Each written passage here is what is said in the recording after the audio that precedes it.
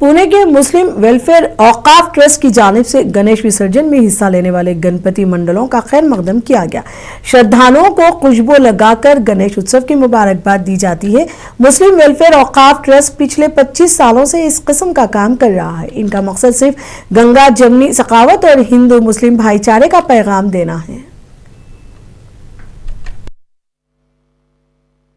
Ganesh festival एक महाराष्ट्र का सबसे बड़ा फेस्टिवल माना जाता है। इसी के लिए आज विसर्जन का दिन है और विसर्जन में जो है मुस्लिम कम्युनिटी की ओर से यहाँ पर जो बड़े गणपति है पुणे के, उनका इस्तेमाल किया जाता है और उनको एक भाईचारा गंगा जमनी तहसील का एक मैसेज देने के लिए यहाँ पर मुस्लिम समाज के लोग हैं। आइए जानते हैं क्या क्या एक्टिविटी होती है, क्या क्या एक्टिविटीज आप लोग करते हैं।